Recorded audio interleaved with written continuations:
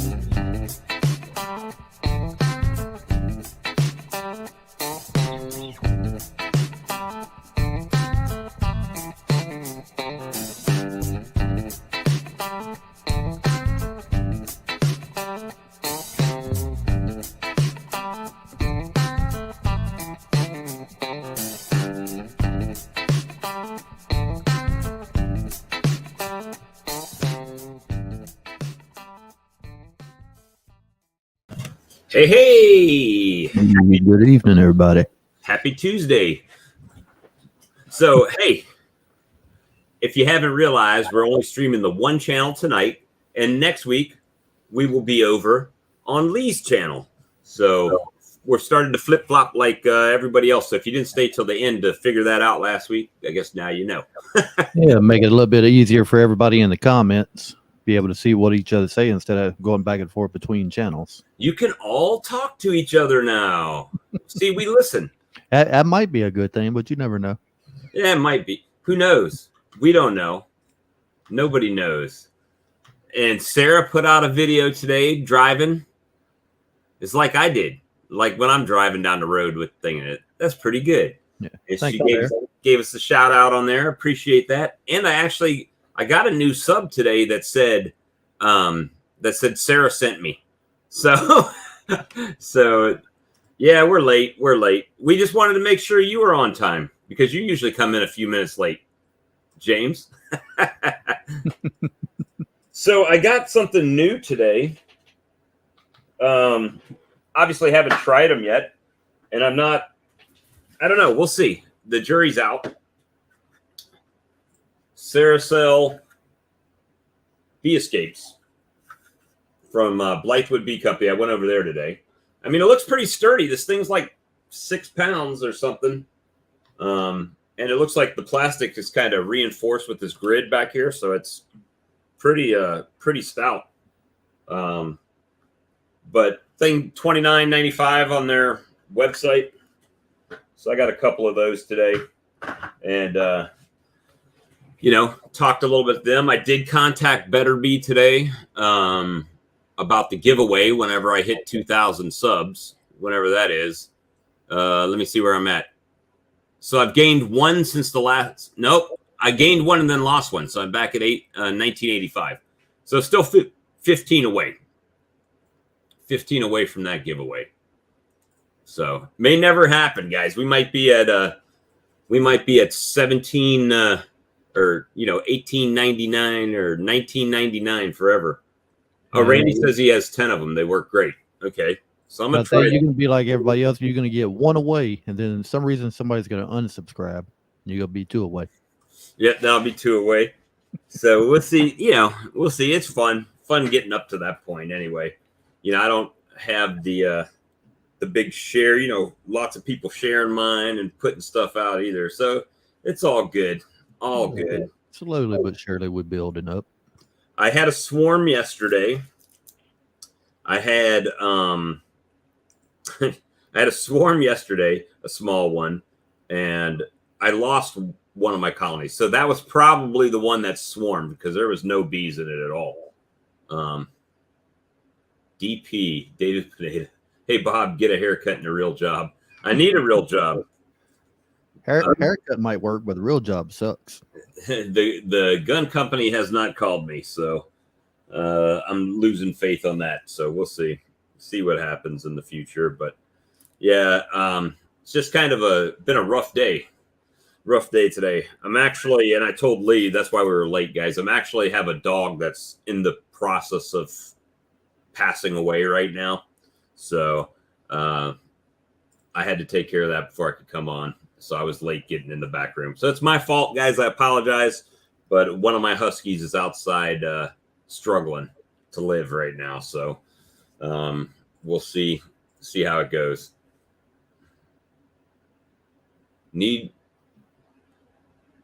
Yeah, man, I could use a job for sure.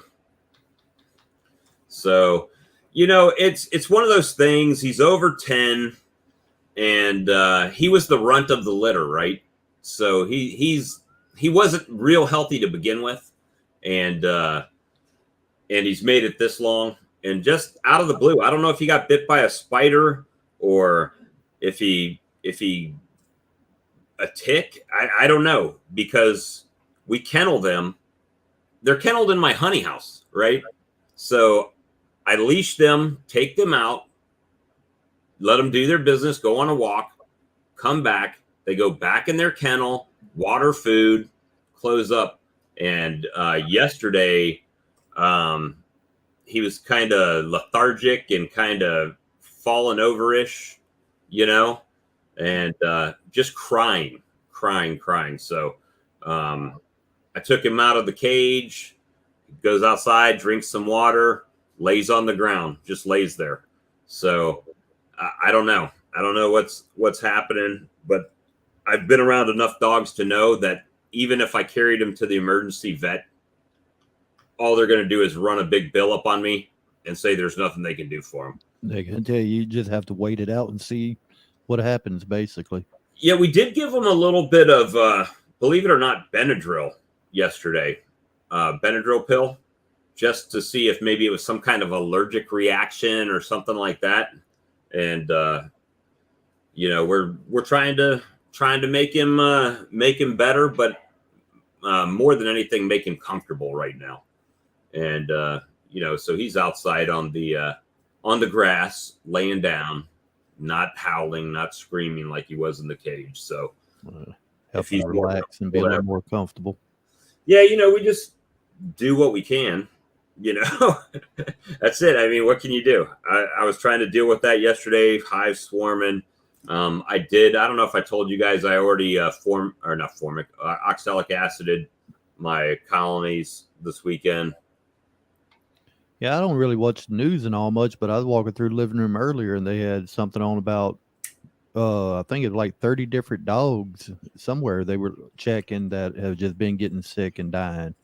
Well, I don't know if it's something going around. You know what? This is going to sound stupid, but I looked online at dog illnesses, and they actually said dogs can catch COVID. Did you know that? Yep. I had no idea. They had it in dogs and I believe a couple of cats. Don't quote me, but I think they had some cats that had it.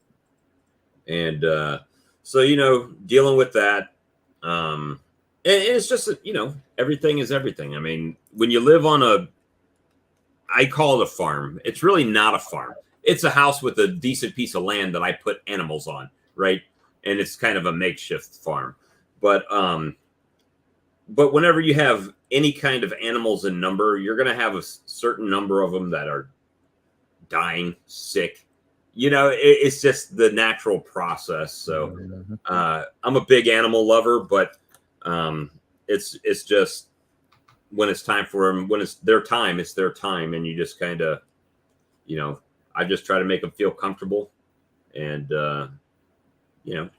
let them be. Speaking of sick, Houston Shelton has been sick recently, and Johnny's sick. Johnny Walker's sick. I talked to him today. He's sick, so keep them in your prayers. Yeah, I think And pretty much Shelton, Houston's whole family was sick, I believe. yeah, so you know who called me yesterday?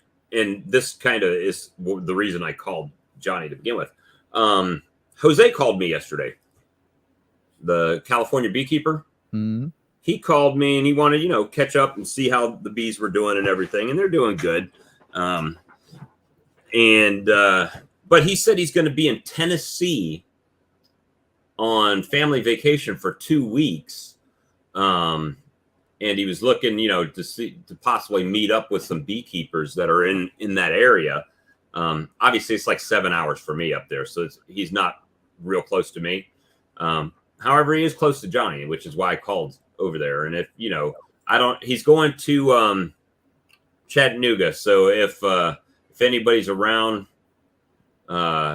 Chattanooga, and want Jose to swing by, or if you want to hang out with Jose for a little while and pull his ear about bees, he said he's going for 2 weeks. So after 2 weeks of your family, it's like it's ready time to go home, right? So, so he'd be ready to talk bees again.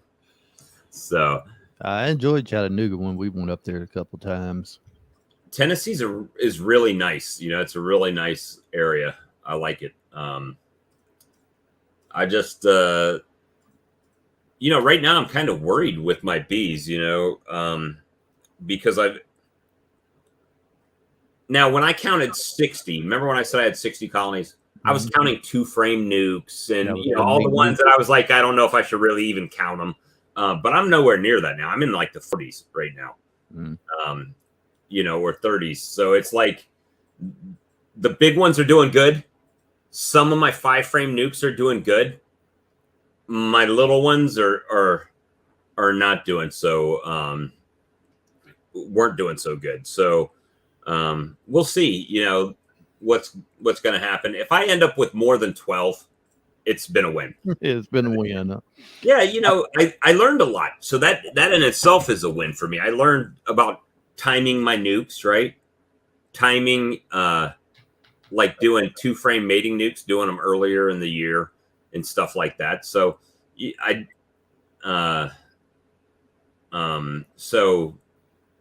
yeah, I mean, there was definitely a win, and I have over double the colonies I had coming out of spring. So it's like a double up is still good.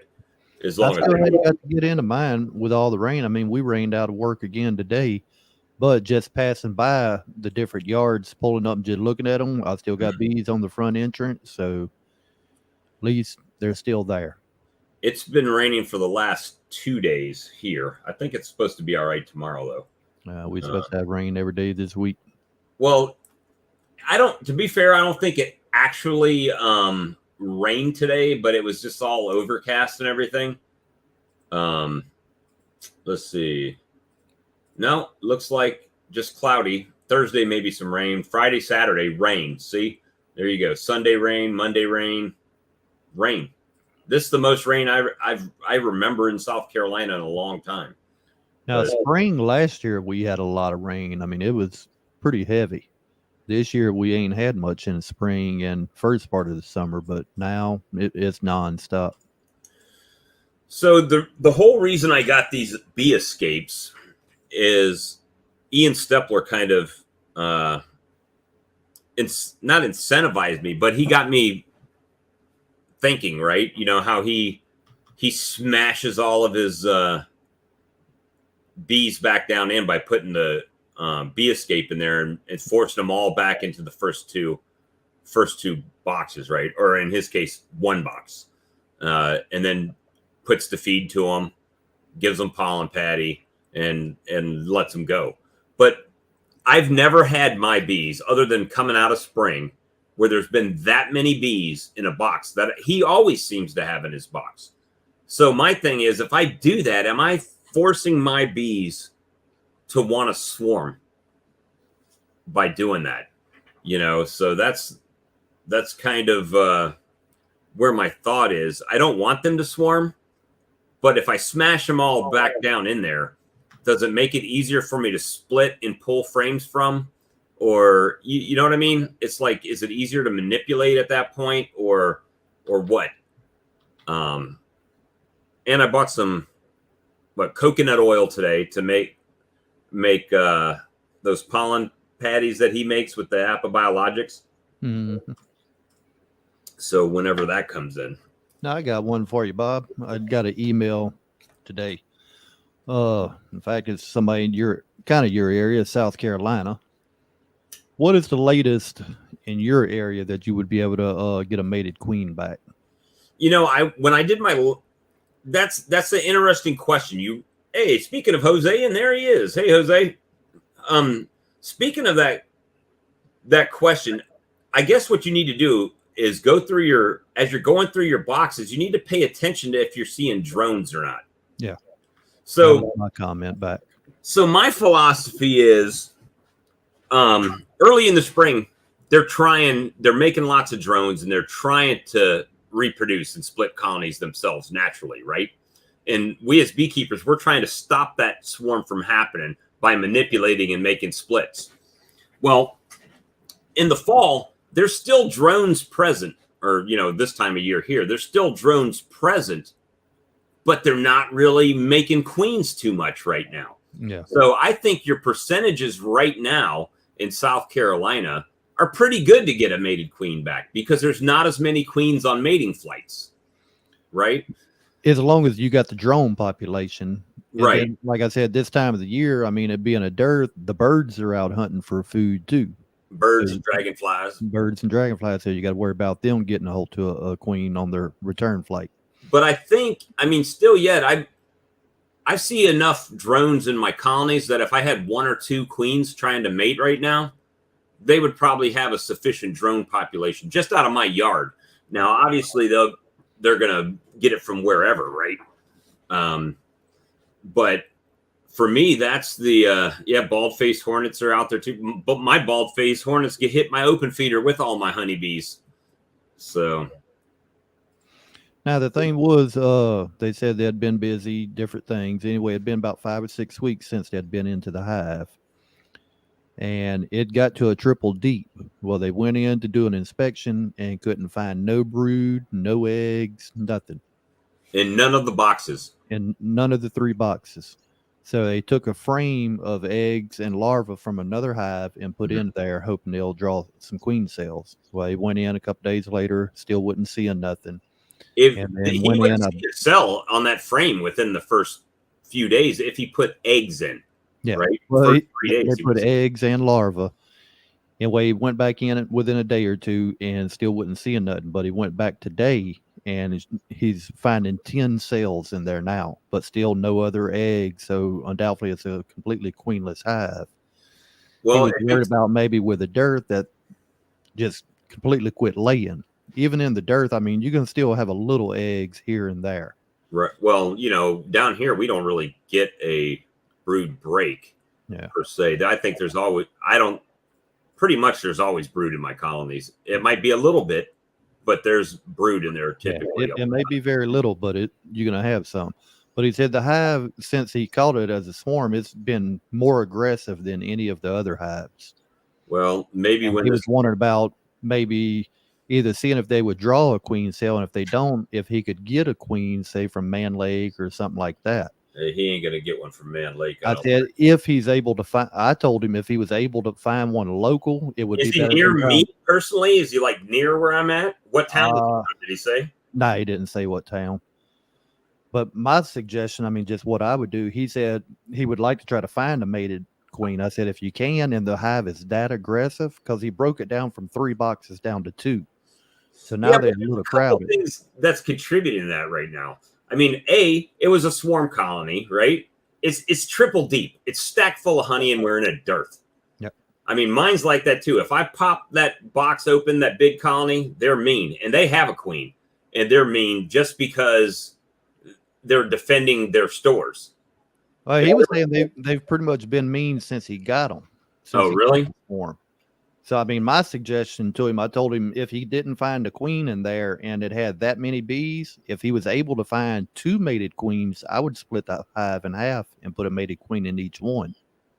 I have a philosophy I had this big, deep discussion with somebody today this morning, and the discussion was over that exact thing.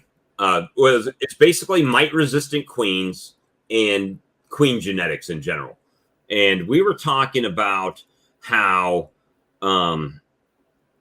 people boast mite resistant or mite tolerant queens and whatnot, and I believe it's a thing. But I also believe that it takes a long time, a long, long time for genetics to actually change overall, right?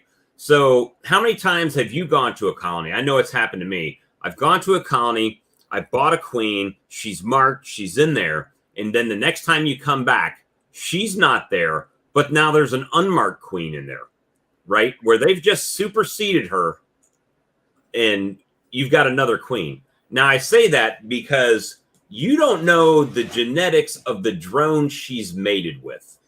Mm-hmm. So unless you're in a area to where you can specifically control all aspects of that breeding of that queen and getting her fertilized, then it's very hard to say that you're breeding a specific genetic. In my opinion, you might have traits that are towards that, right? Overall. Because basically, like you're saying, it's hard to get that genetic because even if you get a queen that's laying and supposedly the hive's starting to kind of calm down a little bit, that don't mean they're going to be completely calm. She's going to have to lay those drones. Those drones are going to have to go out and mate with another hive. Then she's going to have to lay drones and come back mate with the original hive to really get those genetics in that yard. Hey, Chris, how much does your mentor charge for his queens? So, I'm halfway playing around. I don't know. I've had such bad timing of splits this year. I half of me wants to go through these big colonies and split them all down. You know what I mean? Put these bad boys in, the bee escapes, push the bees back down, do some splits, make some strong nukes, and $50. See, his queens are even higher than what I sell them when I buy them wholesale. Well, buy them in bulk. And so that's kind of what I've been trying to, I'm kind of wrestling with right now. Because here, like we said, it was 78 degrees on New Year's Day here, and it's one of those things where my timing has not been good this year for doing things. Yep, the drones for sure. So, I've got drones. I had a couple cells. Honestly, with that guy that emailed you, I would tell him, let him hatch out, give him a week.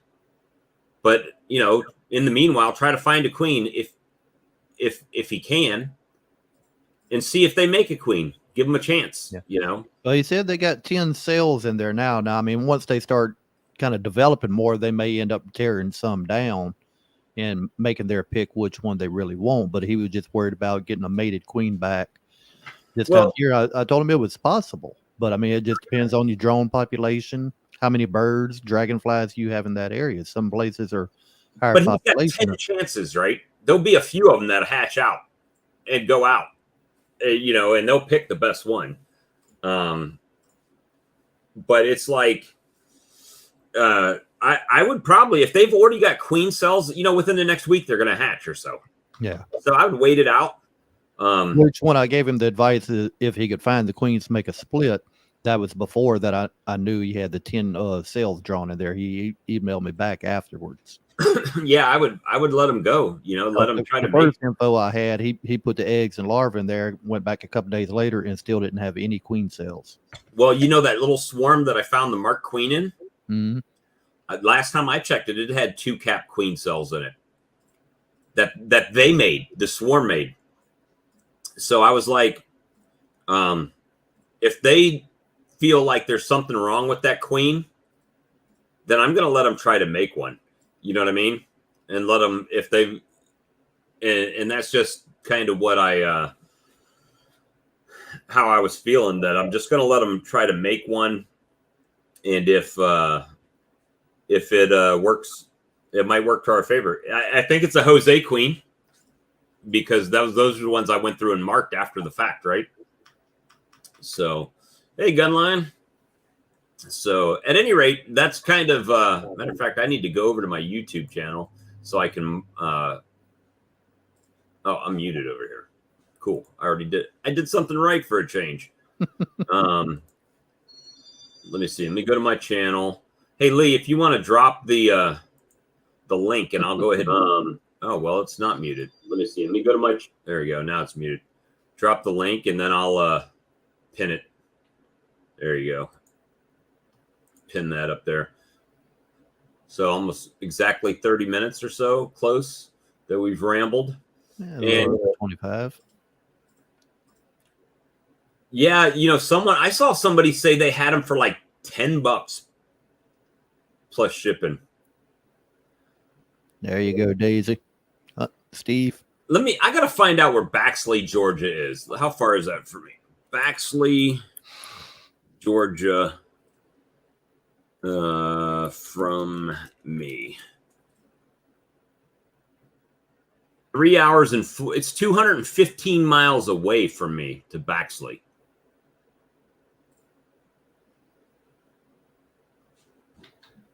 Half of me is like, I should just go buy like 20 queens and just split all my boxes full.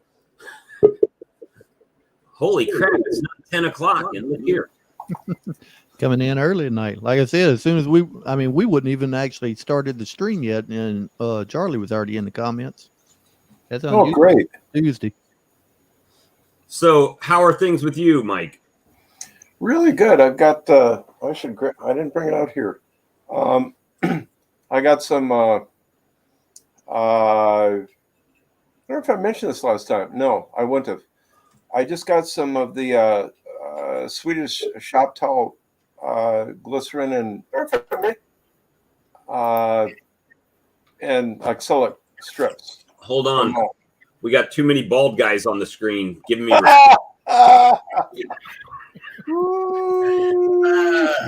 Charlie, team up. Give him stereo. I'm just poking fun, guys. No, so I put those on maybe about 2/3 of the hives, but I also got a big, 6-pound bucket of the thymol. Did you got the little tins? No, I got the 6-pound bucket. That's Apogard, right? Yeah, I'm sorry. Yeah, Apogard. Yeah, it's I'm gonna grab that real quick. It's funny because I went to order it maybe about 2 weeks earlier, and I was gonna get it from Man Lake because they're right here. Shipping is just a little bit shorter, right? And I waited 2 days too long, and they were all sold out. That was it. Yeah. So I got it from Dated, and I think with ship. Lee, what do you got there? Mead. Nothing. Oh, God bless you, brother. But I got it from them, and they shipped it immediately. I mean, I was really shocked. Yeah, Dated did. Yeah. Well, here's the thing, though. It came from Iowa. From Iowa. Yeah, they have multiple locations. I didn't know that. Color me stupid. Here, I'm going to grab that thing. Something I really liked about it is that it comes with a syringe and the pads or the strips. I got it right next to me here. I forgot. Sorry. Well, I did double dip my colonies for mite treatments. Oh, you did? Yeah, so I hit them with the OA this weekend, Sunday, and they still had the Apivar in there that had been in there like 3.5 weeks. Okay, so you did the OA and the Apivar? Apivar's been in there for 3 weeks, and I didn't take the Apivar out. I just nuked them with some OA as well.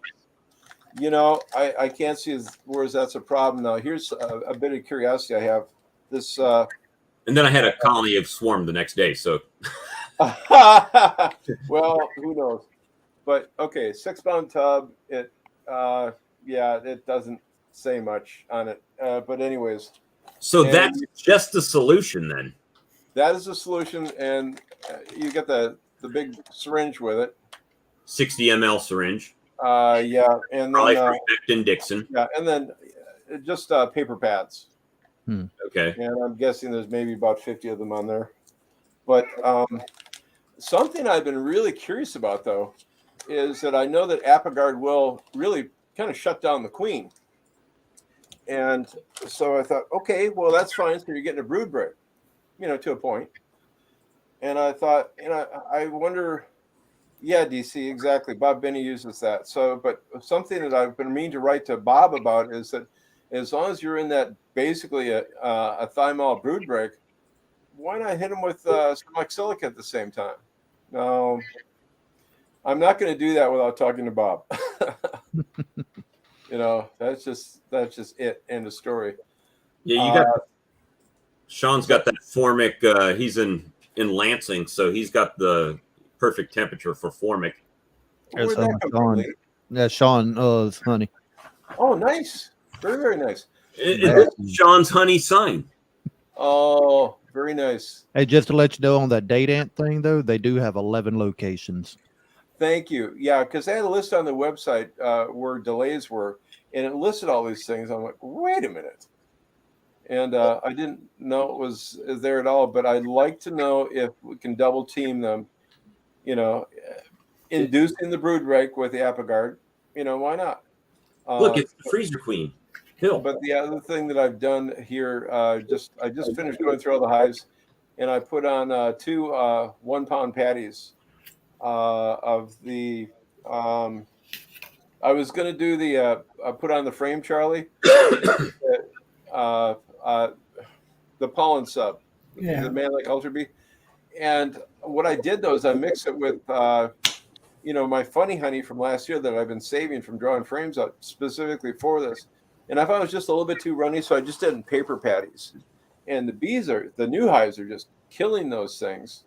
I just added seconds on some of them, and so that's the excitement there. And out of nowhere, this was by the grace of God. I opened up some of the hives where, we've had the drought here, and a couple of the big hives had honey supers on that were just stacked.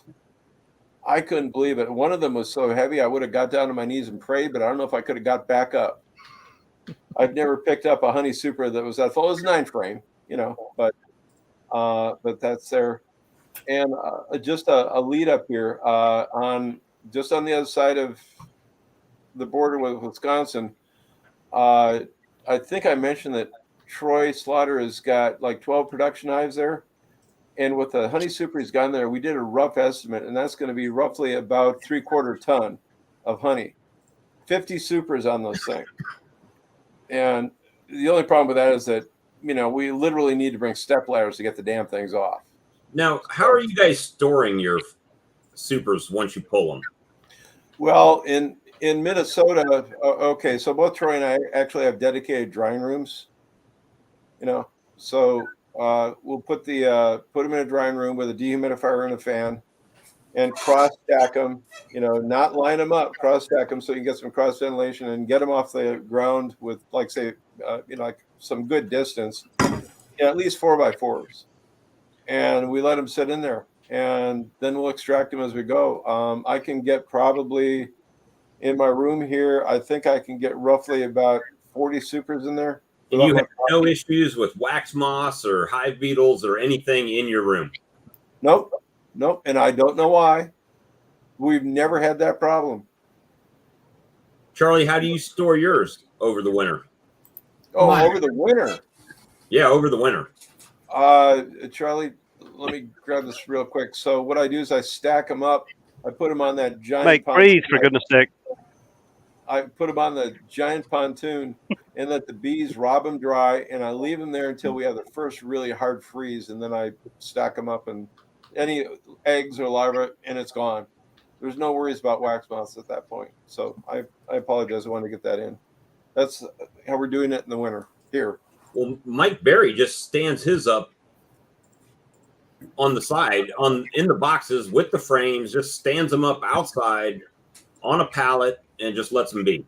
Yeah, as long as the light is getting in through between the frame, you're usually not going to have no wax moth. Yeah, Now, if you store them in a darker area in a storage but bin now- or anything like that, you might want to use Paramount. Charlie? Yeah, but now is that honeycomb he's stacking out there or broodcomb? Ah, Mainly honeycomb, but I think it has a Well, little see, now you have brood to here and understand there. that the wax moth is looking for the cocoons left behind by the brood. So that's what they're eating, the protein. okay. Now, Yeah, if it's that's right. honeycomb, the likelihood of wax moth getting in is minimal because there's no cocoon or protein for them to go after. Whereas if it's broodcomb, look out, they're going to go for it. Yeah. That's where you're going to have to use Paramarth or Moth flakes or whatever they call it. BBT or whatever it's called, that spray stuff. I don't yeah, know the what the other fungus. one is. I use the Paramoth. Yeah, I cycle the stuff through the freezer. you do. Okay. Yeah, if you can find some big chest freezers, as big as you can find, that's what I've done. And I've got three freezers. I've got an upright that I bought for $75. Person passed away, and they were wanting to get rid of it. And I've got two big chest freezers, and I cycle that through. Leave them in there for a week, kills all the eggs. And then you just put them back in a box after that point? You can, once it's cold, the wax moths are not around, it's fine. But I try to keep the brood comb on the hive, and try to keep the honeycomb. Honeycomb can either be out in the light or cycle it through I've cycled it through the freezer for several weeks. That's what I do. I don't know how long I'm going to be able to keep up with that because of the amount of hives and comb and all that thing. Well, my thing is I just don't have storage space. So I'm worried about putting them inside. I mean, obviously I took them and put them back on the colonies so the bees could fill them up if they chose to. My strong colonies, the hope was that they would store enough of my open feed in the empty supers that I could then share that wealth with my other colonies, that don't have as many foragers to produce for the winter. So yeah. What is that other stuff? It's a powder. You can buy it now. It was around for a long time, and then they lost their permits, and now it's come back. It's a organic spray. Yeah, Peter. He The says bee somebody his whisperer. mentor uses a anti-moth or anti-max moth powder. and puts them in heavy bags. I don't know if maybe that's it. That powder you talking about? No, it's BTC or something like that. It's the initials. Hey, Tim. Didn't want you to feel like we left you out there. That's okay. I'm sitting in the corner here with Phil. Let me look for it. I'm showing a BT control for wax moth. It just says BT. BT control. And I'm the same way. The ones that I leave out, like on my stack where the sun can get to them, I haven't had any problem with wax moths too much. It's the ones that I forget that are in a colony with the lid on it. Those are the ones that I actually end up getting the wax moths in them. Yeah, that's what it's called, BT.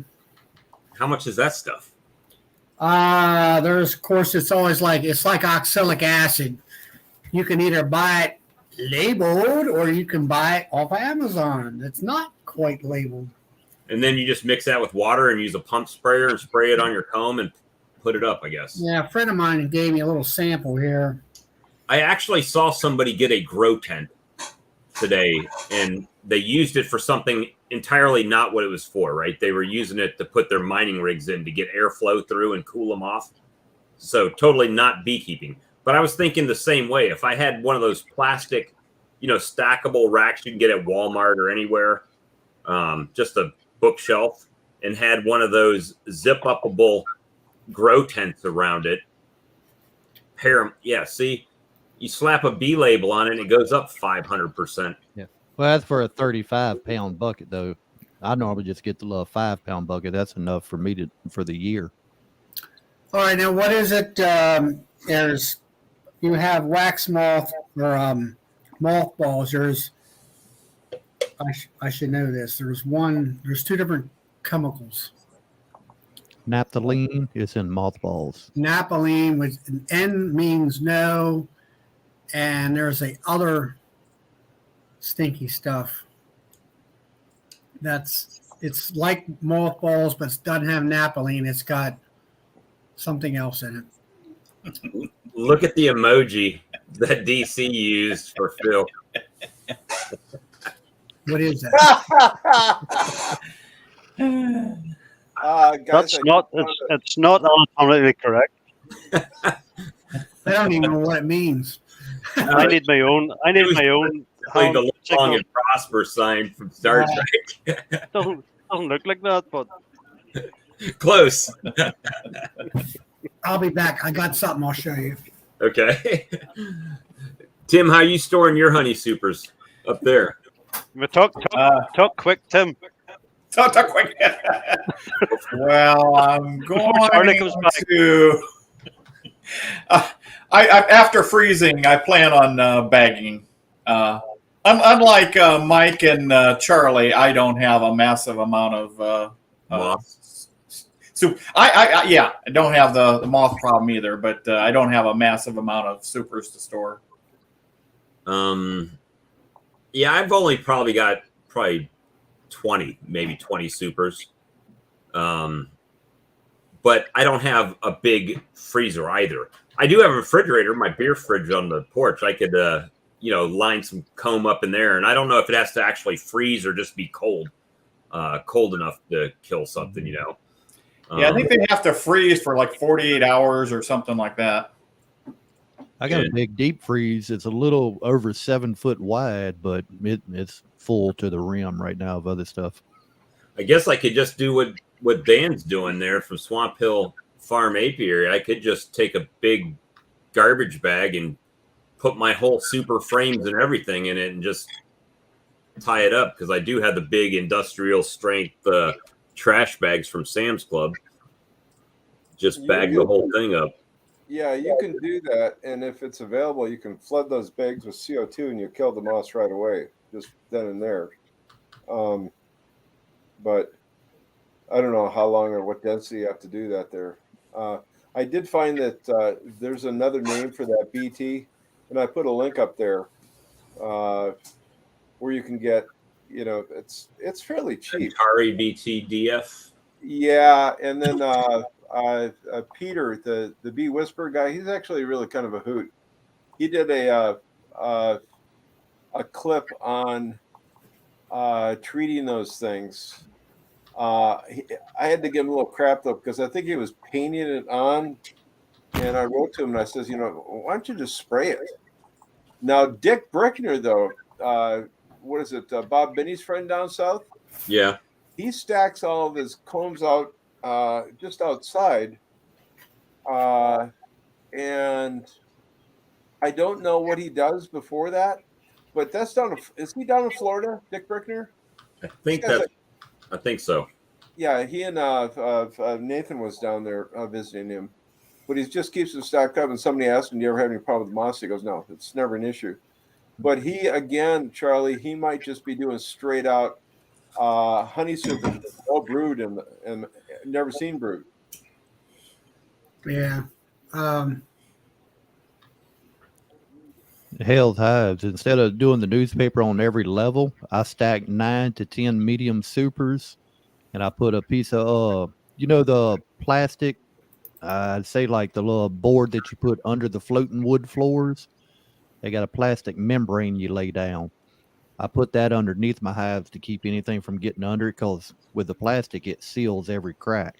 But I stack 9 or 10 medium supers, put a paper plate on top, and put a half a cup of moth crystals, the paramoth. I think Darren has a nice video out on paramoth. He uses a lot of Darren from Jerome Bee Farm. I think he does kind of the same thing, but I think he tapes all the seams. Yeah, he tapes all the seams, and every so often I think he puts cardboard in there with some more crystals on it, or I think if my boxes get older and start getting little cracks around the bottom edge or top, yeah, I'd probably have to seal them with some tape. But right now, I mean, they're all flush whenever I stack them. Yeah. Yeah. But if you read the labels on it, I believe you could stack it's either 9 or 10 mediums on top of each other, and then just put a plate on top. Put in. Do not use a styrofoam plate though. I like it hardly. It'll melt it. It will melt the plate and the crystals fall anytime you Oh, frames. Use a paper plate. okay. But the fumes of that paramoth will drift down through all your boxes, and then my plastic that I put on the bottom that keeps it from escaping out from under. Am I the only one that's ordered that Apis Biologics yet? Have you ordered? Actually, I was going to call you up today. I just ran out of time, Bob, because I wanted to know what it was you ordered, because I was going to do the same thing. I don't think they have a U.S. supplier, so I guess it takes a little bit longer because it's got to go through customs. I'll drop the link to what I ordered. No, you ordered. There's 2 components. There's 2 different items. One of them is it's called Bioactivator. Yeah. And one of them is called Biocontrol. And hold on, let me drop the link. And I ordered them both. One of them, I ordered the bigger one. So one of them will make 264 gallons of 1-to-1 syrup. Oh, it's a lot. And the other one will mix with a 50-pound bag of pollen sub. And I got both of the big ones, so it ended up being right at $100 for both of them. And Ian Stepler's used them, and I kind of trust Ian because Ian's got like a crap ton of hives, and every time he cracks a hive, it's strong. I mean, it's just packed with bees. And mine, other than first coming out of spring, never looked that strong in a box. Never looked that full. Yeah, and especially some of those drowned ones that he had. A little inside story behind that with Ian. He started working with this guy. He actually kind of hunted him down about 3 years ago. And you'd run into an old video about 2.5, 3 years ago where Ian was making pollen sub, but he was doing it according to certain recipes from his chef. Now, he never named the chef. Well, I found the chef. And so these guys are trading information back and forth privately and whatnot. And I kind of got in on that. So he's been using it for like 5 years already. The other guy, his chef, has been messing around with these amino acid combinations and whatnot for a number of years. But as soon as Ian found out what was going on, he basically got a hold of him and said, "Hey, I want to get in on this." So that's all that came about. I'm going to definitely try it. I need to make some pollen patties, and I haven't made them just because I'm waiting on that to come so I can make the same pollen patties that Ian does. I got my coconut oil already. I got my sucrose already from Domino, right? So I can use that. I've got everything.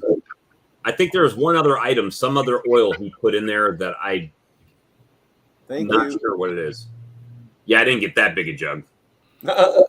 I use that to make lip balms. But but again, I got the solid one like you got, Lee. And I think when Ian made his was in liquid form. So I'll probably have to heat it down and mix it all together and a bunch of stuff. Flaxseed oil, that's what it was. I haven't gotten the flaxseed oil. I'll tell you, generally coconut oil, when it cools off, it's going to solidify. Well, that's, I guess, to help the pollen patty from drying out as well, right? Could be that. I'm not sure. I hadn't done that one. And I'm gonna try it. Maybe I don't know. I'm worried about putting those patties on with hive beetles because they love pollen patties down here. You're gonna put a little bit of your peppermint oil in it? I'll probably put a little bit of the secret sauce in there, the peppermint oil, and probably instead of using the paper, I'll use the gallon Ziploc bags like I did on the other ones. And I just stole that idea from Hive Alive with their fondant, how it's in that plastic and they cut a hole out of it. That's the same thing I do. Is I just put my pollen sub in the Ziploc bag in a knot, zip it, leave a little hole so I can press the air out when I'm smashing it flat, and then zip it the rest of the way. And then when I put it on the colony, I just score it with either my hive tool or a razor, so the bees can get to it and make it harder for the hive beetles to get in there to it. Yeah, I got to admit, I kind of ripped off both you and Charlie. Charlie spreading them across the frame tops in the spring, and then the bag situation. Except I'm not doing it to keep beetles out because I don't have any beetles, but just to keep it is easier to take that Ziploc bag and just Thank you. Yeah. And even if you don't have beetles, you can just, once you plop it on there, you can just take your razor and zip it around all the edges and open up the whole edge of the patty. So it's plastic on top, plastic on bottom, and they can eat at it from the edges. Okay. So yeah, Lisa, with that paramoth, they say it's best to let it air out at least for a week. Now the apiary up the road from it, they said they've been in a bind and had a bunch of super stored that they needed to get on the hive. They took them straight out, put them in the back of the truck, drove down the road to the other yard, and put them right on the hive same day. They said it acted kind of like I guess a fume board. They kind of came out the front of the hive for a couple hours, not liking the smell, but they ended up going back in by the evening time. Wow. But yeah, if you have a chance to air it out, it would be better. well, I mean, once you've got the moths out of it, when you start bringing your supers out, you really don't have moth issues at that point. No. That early. So, it's not. Well, if you're using paramoth, you should let them air out for a couple weeks before you put them on the soup. Yeah. Now, doesn't Well, yeah, you should. But like I said, the apiary up the road, they said they got in a bind and needed some that day, so they just had to take them out of storage. But it pushed them out the front, but they did go back in. Doesn't the paramoth disappear as it's being used, as it vaporizes? Isn't it? Yeah, it goes into air or vapor. It basically, it kind of melts, I guess you could say. It's going to disappear. And depending on how your winter is, where you're storing it, if it's a warm environment, kind of like South Louisiana is, I may have to put a little bit more on it halfway through the winter. Okay. All right, now as far as wax moth or what do you call it, moth balls, you got the naphthalene, which you're not supposed to use, and then you got dichlorobenzene, and that's the one you can use. And I bought these. I don't know if I get these things from Walmart. Actually, a urinal cake? No, they're moth cakes, and they're in this protector thing. They're just a round disc, and like you would hang in your closet or something. And you would hang in your closet. And I was going to use these last year because I had all this brood comb sticking out. But then so you could basically use a clothes hanger in the middle of your supers or hang it over a frame. Anything, do like the paramoth, just take these and make a stack, and then you could hang them in every fourth box or something like that, and that would take care of the situation. Hey Tim, I got to show you something I made while I'm looking at it. Are you a Star Wars fan? A little bit. A little. You just kick him off the show. Kick him off the show. Just blew it, huh? Oh my goodness. Hand and Chewy's Parsec Straight Smuggler's Whiskey. Distilled and bottled by Tatooine Distillery. So, where is that located? Tatooine.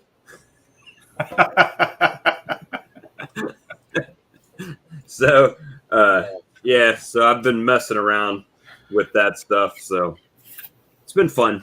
I just always see that Epilogue M2 behind you. And did you see that? Did you see Matt had to replace his laser? No, I didn't. What happened? I don't know. It just kind of died, and cha-ching. They overnighted it, and I thought it was funny because I think he said it was $4,500. Oh, that'd be the tube. Yeah, that's the laser. It had a heat sink on it. Yeah, that's the laser tube. Okay, that's not the whole laser. That's just the tube. He replaced that, and then he said he had to send the old one back this is per his video, and they would give him $2,500 back, like a core on it. It's not bad. So you know, well, $2,000 is $2,000. It'd put me out of business for a while if that happened to me. Right What now, wattage does he run? you know, I think it's a 80, 60 or 80 watt. He's got several of them, so I'm probably telling you wrong, but it's he's doing good. I mean, with his, you're doing well with yours. I need to step my game up. I need to make some more money with this so I can get a bigger laser and move to the next step. But there, you know, I've got the X tool, right? So the X tool has come out with an IR laser module that tomorrow night they have a live, so they're gonna unveil it. So I'll see what that's all about. I don't know if it's like a fiber type of deal that runs off of diodes. I have no idea, but it etches metal, so we'll see. Everybody's getting into the fiber now. And the only problem with the fibers that I see, they're expensive and they only do a small area.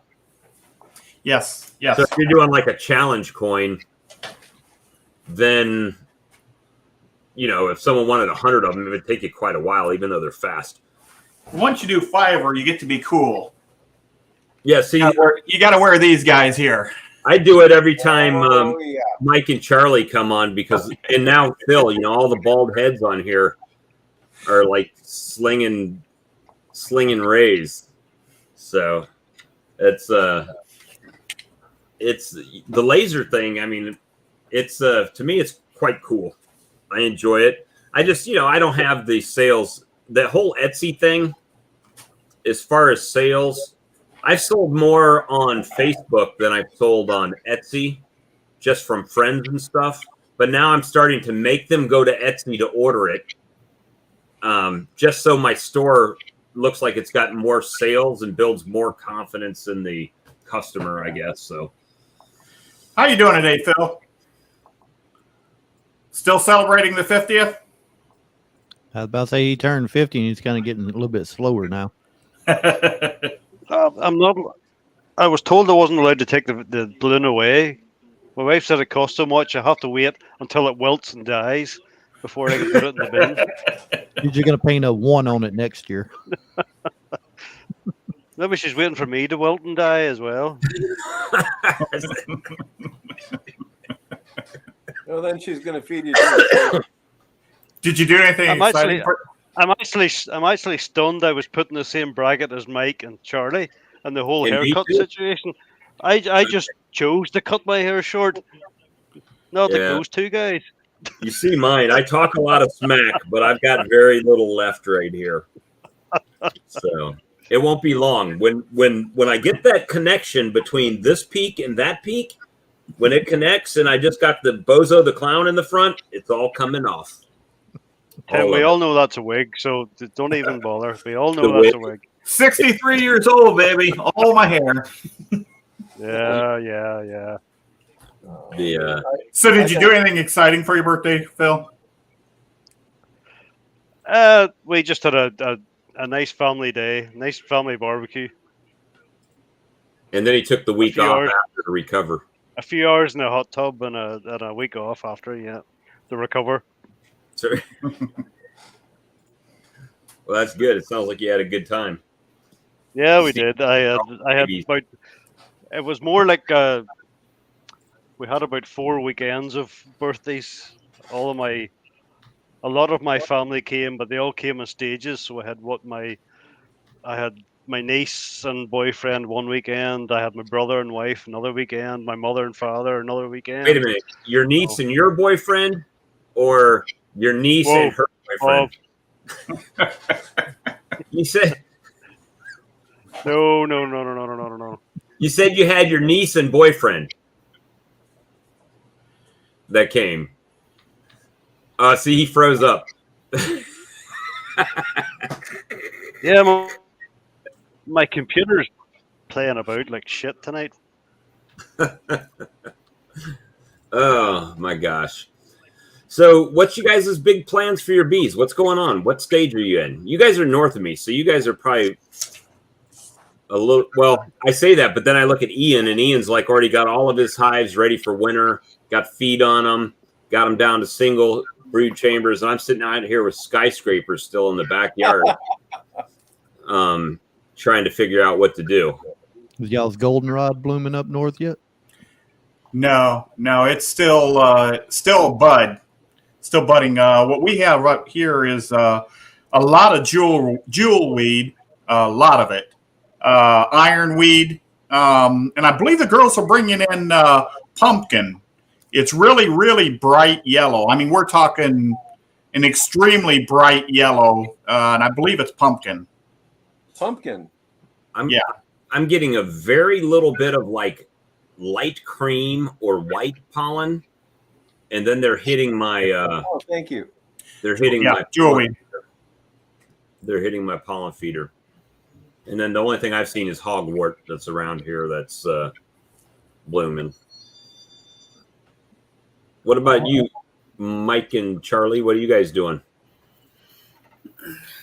It's kind of slowing down for me. I mean, I got the extractor and everything put away for the year.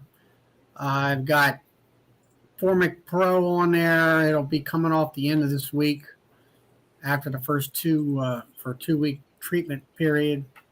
I'm running 3 mediums, and the top medium this is the first year I've ever seen it where it's full of honey, and the only thing I can think of is that spotted lanternfly has come into our area. Oh, you mentioned that. Yeah, and it's got it creates honeydew, so the bees are after it. Honey poo. Honey poo. That's exactly right. I actually went to our club had a picnic, and this guy had an oak tree, and it looked like after a rainstorm, or a shower where the water kind of just drips off the leaves. Just about what it acted like. You could see it actually dripping off out of this tree. And now around where I live, I don't see that.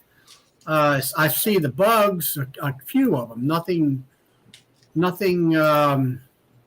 no great amount of them and stuff. I mean, they have gotten a little bit of, I don't know, morning news like out of New York was talking about them. Some guy was in Ohio and there was bugs everywhere, and I'm like, well, they've been around for the last 2 to 3 years that I know of. They've come out of Pennsylvania and they've migrated down towards Maryland. I know Lee makes a propolis tincture there, Mike. I was thinking about doing it. I hadn't done it yet, but I believe Sarah said that she makes it. So I just sent him a message to let him know she does. I had a guy call me wanting to buy propolis, but I'm just too lazy to go scrape it all off the colonies. And then how do you get it clean? I mean, do you clean it? Is there a way to clean it? Or you don't worry about it? You just scrape it and put it in a jar and put it Well, what I heard, you put in rubbing alcohol. Wait a second. How do you clean what? Propolis. I mean, do you? I mean, I don't know. Like I said, I don't scrape it. They just glue the boxes down tight with it. Okay. I thought you were talking about getting propolis off the propolis traps. Those you just put in the freezer and you take out and break them. The propolis, yeah. I don't think Troy makes them. Was it Stafford Mike was asking about that? He makes them, and I don't think he filters them at all. I don't know. He just put the stuff. Come to think of it, I think I'm wrong on that. He takes the propolis and puts it basically in a quart jar with denatured, with alcohol, and lets it sit in there for a long time. Shakes up every now and then I think he runs it through a coffee filter, and that's it. Denatured alcohol, or no, I tried to say that. No, that's wrong. Just basically good old Everclear. Okay. I'm sorry. Mixed with your filter. And I don't know how long he does it. In fact, I have some in my cupboard here, but I think that's all he does. Just on occasion, shakes the jars up and then pours them out through a coffee filter. It turns out really, really dark, but I'll grab some. How soon is too soon to re-wax your frames for next year? I would wait myself until right before spring. That's just when I normally do mine. because I don't want it sitting in a freezing area over winter, and you got a cool day, a warm day, and then it starts kind of flaking. Area. What's that? It don't freeze where you're at. What are you talking about? Last freeze we had was 2 years ago. I think we actually got down to like 14 degrees. For And then what? 3 days later, it's back in the 70s. Yeah, that's kind of how it was here this year. 75 on Wednesday, snowing on Saturday, 75 on Wednesday again, then snowing again on Saturday. Sounds like Northern Ireland summertime. Summertime in Northern Ireland. Man, it's got to be hard for you over there. I mean, as far as beekeeping, I mean, obviously your bees are familiar with their area, you know what I mean? But it's like, it's to me that what your winters are like our springs. I mean, not your winter, but your summer is like our spring or winter, January time frame. Well, it's probably not even that warm. Yeah, it does get warm sometimes that time. But like right now, I was thinking, you know, even with formic, I think my temperatures have been in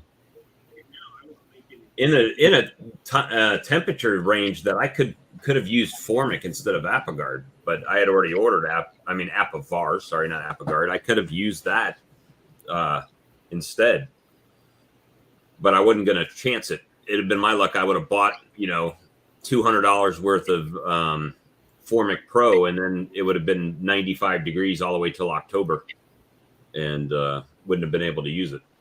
I would have been right at limit today. We got to 84. 85 is like the range for that? Yeah. Yeah. I believe it's 50 to 85 Fahrenheit. Yeah, I wouldn't be able to use it still because it's still getting 86, 87, 89. And at night, 72 to 74 range. All the rain we got coming this week, I believe the rest of the week's supposed to be like 81, 82. Propolis and swarm traps seals the deal, they say. Somebody was talking on Cayman's last chat or whatever about they actually make a propolis tincture, and then they brush the undrawn foundation with it, and the bees seem to like to draw out on it. So you know what Hickory was talking about, and so on. And there was something else about propolis. Propolis. I know what it is. Okay, so the big study. She wasn't the original one, but Marla Spivak down at the University of Ag Department in St. Paul, just south of me here, they were actually making a propolis tincture and then washing the inside, brushing on the inside of all the hive boxes. Mm-hmm. And they found that actually just that wash reduced the virus load in the hives pretty severely. And I forget what it was, what percentage it was. Really? Yeah. And in Minnesota, in all fairness, just to qualify everything, the majority of our propolis comes from cottonwood sap. So I've got a question for you guys while you're all on here. It's going to be a kind of a brain teaser because I can't remember the name of the thing. There was a device that came out. I know it's been out at least 3 years, probably longer than that. It's expensive, but you put it under your hive, and it raises the temperature of the colony. Oh, yeah. To kill the mites. Do you remember the name of that? No, I don't. I think the biggest problem with that, it was under such controlled situations. And you have to basically kind of seal the bees in there too. Otherwise they'll ventilate the hive. So as far as it doesn't work, you know, possibly, but can you replicate it? It sounds like you really got to know what the hell you're doing. Yeah, this was a commercial thing, right? I've seen it, and to be honest, there was one of the clubs I belonged to in Pennsylvania. Some guy was going out of business, and he had two of them things, and it's a piece of metal that you slide into the hive and all that, and like you say, them suckers were like $300 or $400 a piece, and they were doing a in-house auction, you might say, amongst the beekeepers. They went for like $5 a piece. Really? Nobody wanted them. And I don't think most of them knew what they were for. but you had to put that thing in, and it had to run for Wasn't it like 24 hours or something? We had to stay yeah, up? 3 or 4 hours or something like that. It was like a horrendous amount of time and all that. And I seen it back in 2019. They were down at a conference that I went to, and Anybody I remember what that thing haven't was seen them called? since. It wasn't anything like that, was it? Yeah, that was it. Yeah, but they had a. Does it say the company? Because I know they had like made it where it was commercially available. I just had a guy asking me about. He had watched a video and he saw where temperature in the hive could kill mites, and Right. so he was thinking about trying to fashion something. I'm like, well, there's already a company out there that's got something. It's expensive. So Yeah. here's a question, because Charlie, maybe you remember this. I sure as hell don't. When you're bringing the temperature of the hive up, how does that affect the sperm reserve in the queen? I don't know. I Yeah. mean, it was It back. seems like it would be hard on the colony. Yeah, I mean, it was. I forget how many bees were dying, and you had to have electricity, and I don't know. It was just. It just.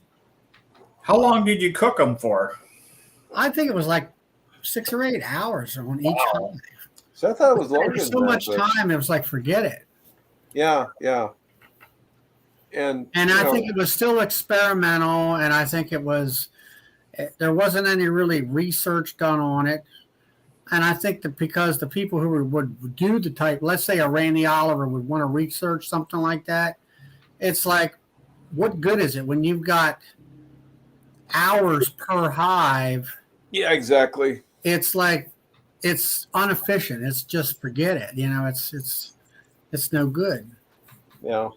and all that. They I have know. a thermal. There's another one on here. It's called thermosolar hive. It says it kills 80% of the mites. Usually between 90 and 95% of those mites attached to bees currently out. What kind of temperature are these things running? It was 100 and some degrees, I think. 100. This is in Europe, so it's because Yeah, that one in Europe, it's all you can't. It's no English to it, but it's got like fans and gauges on it or something like that. this thing is like starting at like $750.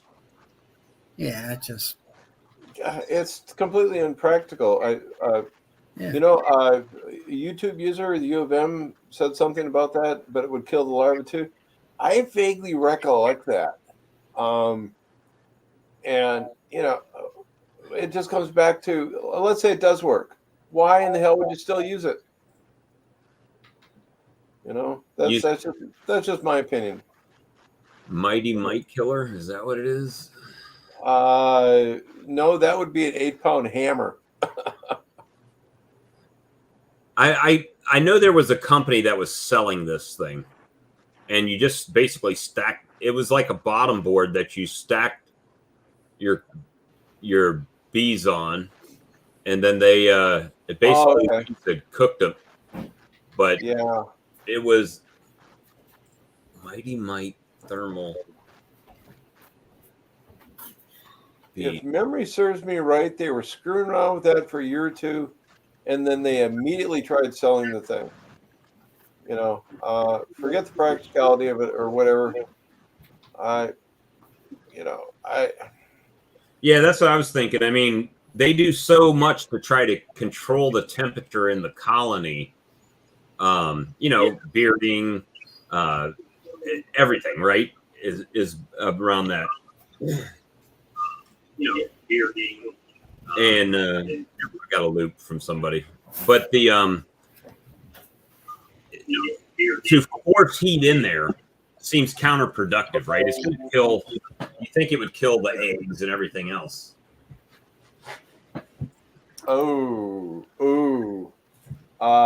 Yeah. There's no way in hell that you could stick a a queen in that kind of temperature Well, there. hey, then our colony should be mite free down here because hell, it gets that hot outside down here. Mhm. Yeah, I just again I'll go back to how much of a sperm killer or damage to the sperm and the queen that would do. I don't know. Oh, for 150 minutes. So you got to have it in there for like almost 3 hours. Yeah, and who the hell did that study and figure that one out? I mean, there was a company that was producing this item, and I remember seeing it, and I halfway thought about buying one when I first started, and then I was like, no, that's just too much damn money. These only take about 1 minute. Yep. That's what I'm using. 4 to 6 hours a day. Yeah, so we should be pretty mite free then down here at this point. I've thrown everything but the kitchen sink at mites. So if they don't make it this year through the mites, then I like that cup you got there. I got a piece of parchment from them guys. They got some money and I got a piece of parchment. All that money for a piece of paper, huh? Yep, for a piece of paper. Yeah. Well, there's one of my members did that Randy Oliver sweetest sponge method, that they're doing, and he did, I'll say 6 or 8 hives with that, and then he treated with some other. I don't know what he treated the other hives with, something else. Anyway, he was doing some mite washes and stuff, and he found that the ones that he pre-treated with the sponges, I think he stuck it in June is when he did it after the supers came off. They were definitely a whole lot less mites in there. I mean, they were within a 1% range and that kind of stuff. Whereas the other ones, I'm not sure I forget what he treated with, but the sponges seem to be the thing that possibly is going to work. I've had several different people tell me they've tried them and they definitely work. Now they maintain a low level. They're not going to knock them if you're infested and heavily infested. That's where oxalic acid or something like that, where you need to get the mites down. But to maintain that low level, it seems these sponges definitely work. Well, I saw something where a guy did that, and he said that the sponges actually started breaking up and would crumble. Yeah, they're made out of basic. That's what they're made. They're made out of paper, basic. No, I've seen that happen. I have some here that Troy made, the extra ones, and yeah, they do start to crumble. But at that point, you don't really care. You've got them in place, and I think the watchword here is that some people are saying sponges work. Some people say they don't. We've all, we're all small scale folk, right? Right. So the beekeeper that Troy was getting all the feedback from, he's running over 1,000 hives, and this is, I think, the 3rd year he's doing it, or 2nd year. And this guy, his ass is on the line, and that's what he's doing. And I think he puts them in and leaves them in for 3 months, Charlie. I'll let you know tomorrow when I talk to you. Yeah, I believe that they were, I'm going to say 40-some days or 70-some days. I forget how it was. Boy, you probably remember better than I do. I don't know. There's been, I think, with Randy Oliver, he talked about he had left him in, I forget, for, let's say, a 6-week period, like April bar. And then he also went beyond, he left, and then he also watched him even beyond that to see what the effects were and stuff. Yeah. Hey, guys, let me address something real quick. Yeah. With Wiz and Hunt. Wiz and Hunt. Yeah. You come on here every show and you say that exact same thing. And I've told you every time, I've given you my email, I've given you my contact information to call me, and we could talk about ways to try to get you back into beekeeping. But a constant coming on here and asking the same stuff over and over again, not trying to crap you out, man, but we all started with nothing and had to figure out how to get it. And not, we want to help you. That's our goal, to help you. But you got to bring something to the table, bud. I mean, I can't help you find land. I can't help you get out of your apartment. I can't help you buy a house and land to put a beekeeping farm on. Put the horse in front of the cart. Secure you a place that's got some land, whether it's a mom, an aunt, an uncle, a cousin, somebody that's got property that will let you put one beehive on it. And then you've won a feeder from us. You've won a hive tool from us. We want you to beekeep. We want you to get into beekeeping. But when I've given you a hand up to try to help you and brainstorm to give you an idea, and you haven't taken that, you have not emailed me, you have not contacted me. Mike's got my phone number. Charlie's got my phone number. Lee's got my phone number. Half the people in this chat have my phone number that they call me directly. I've never turned anybody away to call and get some help or ask a question or just bounce ideas off of. Has anybody had that issue? No. So first step is take the branch that we're giving you to try. It's not all about the money. There's people that are getting into beekeeping, taking pallet wood and making boxes from free pallets and catching swarms. That costs you literally nothing but time. And we want to help you, but I can't. I'm unemployed, bro. I work with what I got on the laser, a little tiny VA check, and I go to Uber to make some extra cash if I need it. So money, I can't send you, but I can help you. You just got to take it. You got to send me an email. I'll drop it for the probably 5th or 6th time now. I just dropped it, Bob. Okay. And use it. And we'll help you as much as we can. Help you figure things out. But every time you come on, don't know what to do, don't know what to do, don't know what to do. Well, pick up the phone, hit the email keys, and we'll try to figure something out for you, bud. I mean, I don't know what else to tell you. But coming in constantly asking the same thing, nobody here has gotten any charity to help them build their bee farms.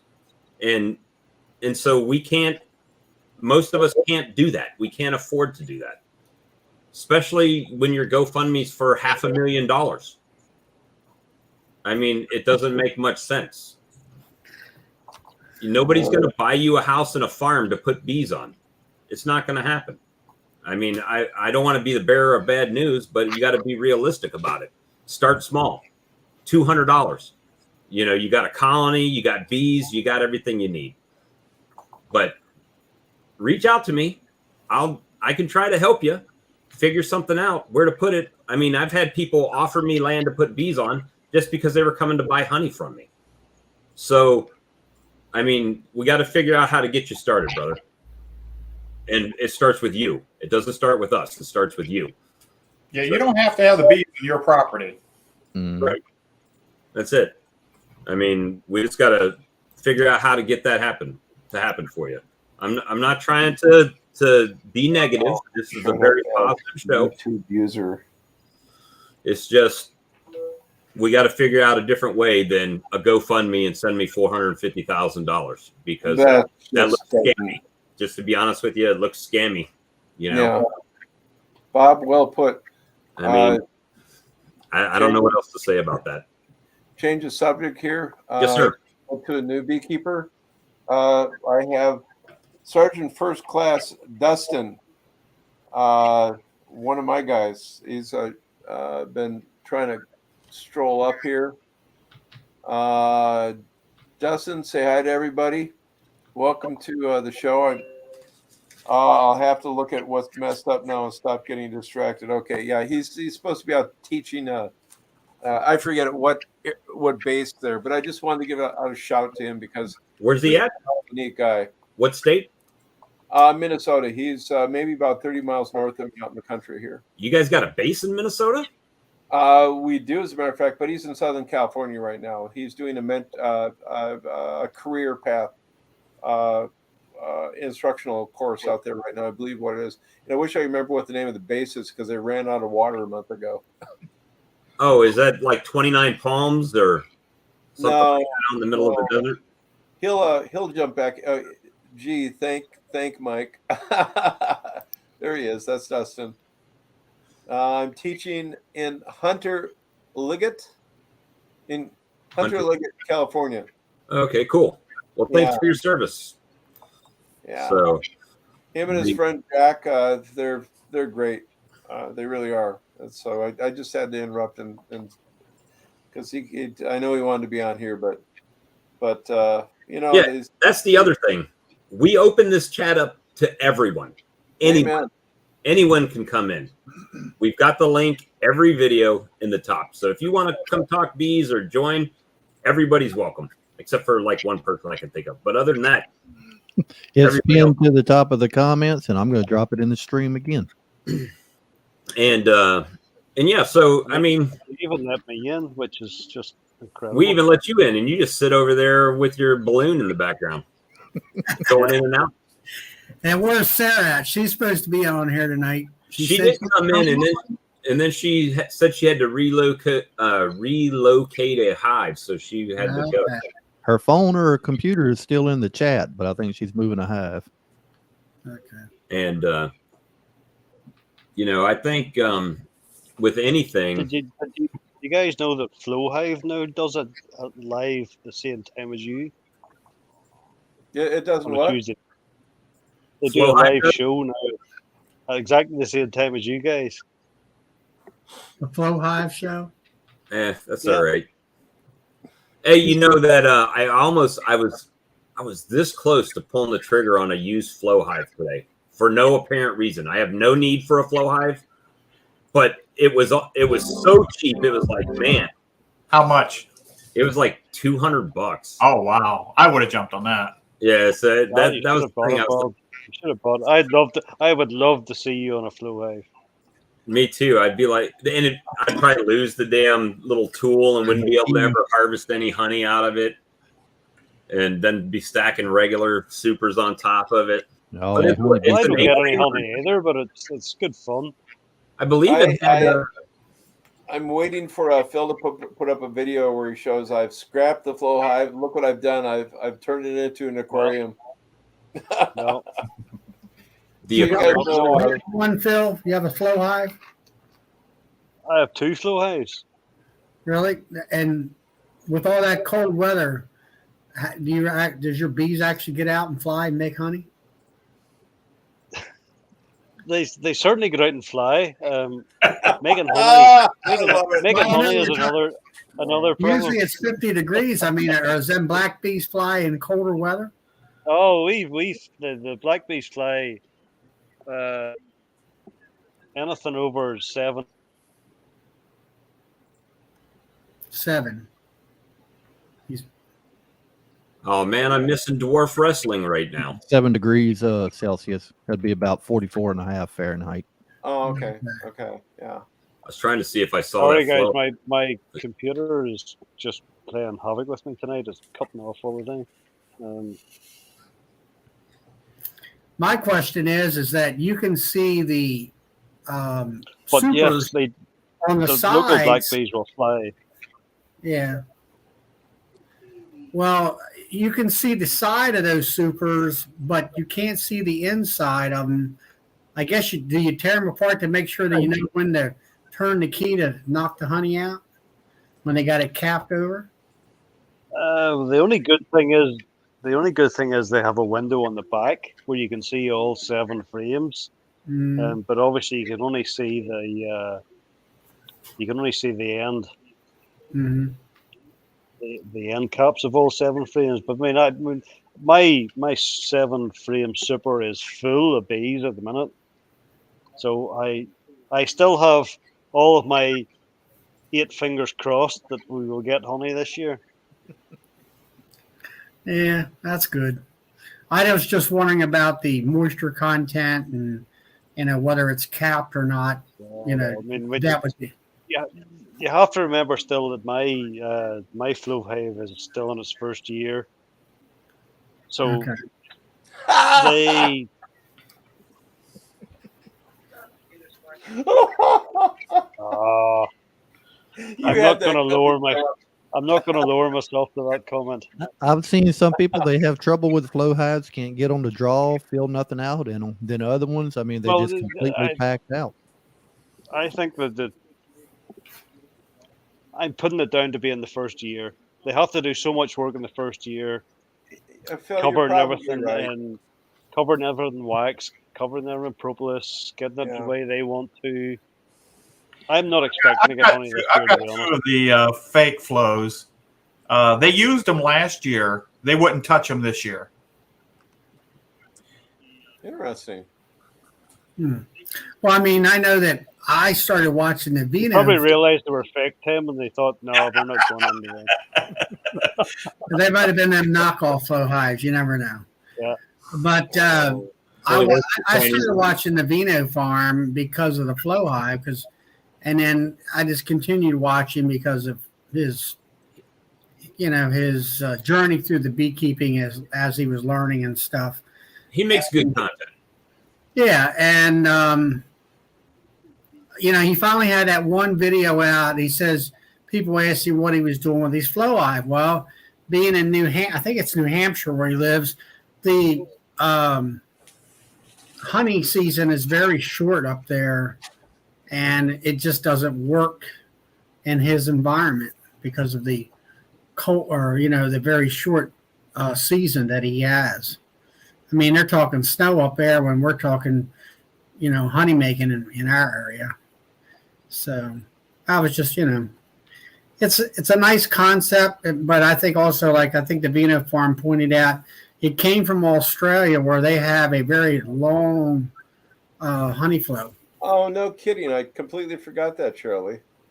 Yeah, I don't think they have a winter at all, right there that I know of. It's almost about like Lee's area. I mean, our summer is their winter, I think. We kind of run opposite. Yeah. The only argument I have against that is that Fred Dunn has flow hives. There are flow hives all over Scandinavia, Sweden, Denmark. That's interesting. They have like 75,000 hives all over the world. And plenty of them are. Frederick Dunn does real well with his. Yeah. So Hickory, I got one for you. I can't flavor your honey. Sell it as something unique. What do you say? Hickory Hives wrote guidance. I asked earlier how you sell excess honey. Where are you located? I don't remember where Hickory is. What do you want for it? Hickory might do some flavored honey or spicy honey. Yeah, hot honey, mead. Mead. Yeah, if you're trying to make money, I would definitely go and look at flavoring some of it. PA. Now, technically, I mean, if he made the mead, he wouldn't be making the money. You can't sell it without your license, but you can sell a bottle and just have free contents in it. So where's did Hickory Southeast PA? So he's close to me. Charlie will buy it all from you. We're now on to Lee's favorite subject now, which is mead. Lee, you remember when we started this show, Lee didn't drink. Remember that? Oh, yeah. Yeah. Not a bit. I think I'm about influence on Lee. And isn't Hickory Hive up? Didn't he say he was at 3 Mile Island? Yeah, I think that is where he said he was from, 3 Mile Island. Yeah. Hey, you could just label it as radioactive honey. Probably sell the crap out of it. Make it hot. There you go. Grammy said put it on the Book of Faces. You could make some hot honey and market it as radioactive honey. He said, I sell 500 pounds. Well, I mean, that ain't nothing. 500. Oh, 500 1 pound bottles. That's like, that's like. No, I'm talking about the volume. I mean. Yeah, volume. I mean, that might last 6 months for me. And I mean, I retail everything I got. If it were me, I would keep it because you never know what next year's going to bring. That's right.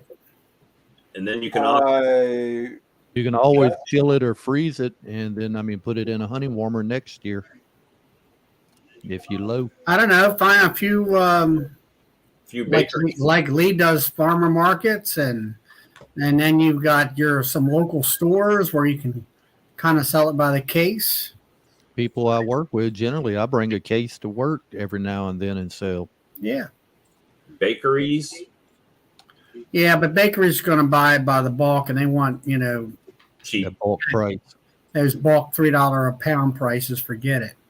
Well, if he's got that much excess though, and just looking to get rid of it, $3 or $4 a pound. It's better than it just sitting there. Yeah, look up. You'll find trade shows and craft shows. Go and sell that there. Well, if he's up at TMI or 2 Mile, and I don't know. He needs to get hold. He needs to get in some bee clubs where people's got some avenues to get rid of it. I think of one guy right now. He's in Westchester, PA. That he's pretty much a commercial beekeeper. You could sell it to him. Looking for honey and stuff, depending on what it is. See, I'm not the only one doing mead.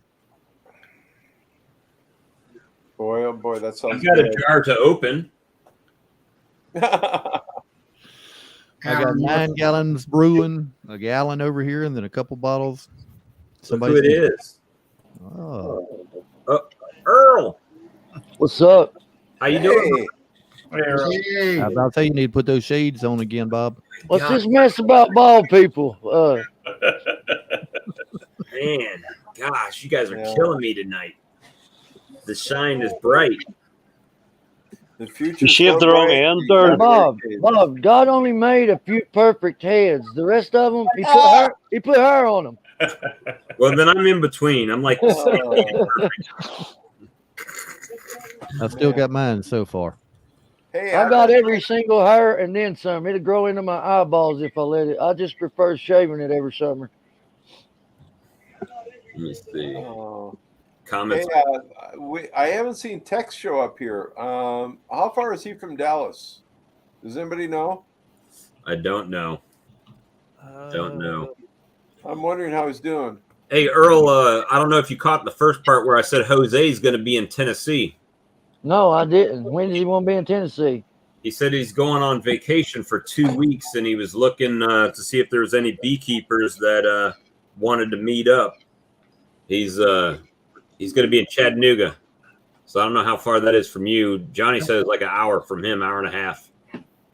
So that's like 6 hours for me, but I can get there maybe. So, just how far is Chattanooga from you, Tim? Because Tennessee and Ohio are close together, right? It's Nashville 4 hours. I'm not sure Chattanooga. Chattanooga's on the eastern side of Tennessee. I would say Chattanooga's probably 2 hours south of Nashville. Yeah, maybe a little further. Yeah. So, yeah, it's like 7 hours for me. So that's, and then I got the whole other thing with my mom. So that's when was it going to be there? He didn't tell me exactly, but here shortly. I think in the next couple weeks he's going to be down there for 2 weeks. What's down there? Well, he's got family over there, but yeah. he said he's going for 2 weeks. So probably in that time he'll be ready to get a little bit back to beekeeping and meeting people. So, hey, Mike, the Texas beekeeper, he's from just northwest of Austin. Oh, okay. Well, I didn't catch what they got there, but I'm just curious to know if he's doing okay.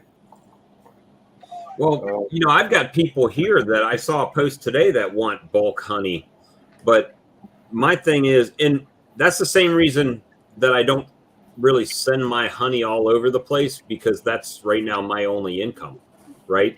So if I send a $10 jar of honey to somebody and then pay shipping on it, then I'm not only have I not made that money, but I've actually incurred expense on on the honey. So that's one reason it why. Just doesn't work that way. I mean, we can't do that. We can't do that. It just, It'd be different if someone came here and we swapped, or something like that. That I don't mind that too much, but it's I got to sell it. I got to make money from it. The only other way that you could do that, Bob, where you could actually make money doing that is didn't you etch that jar? Yeah.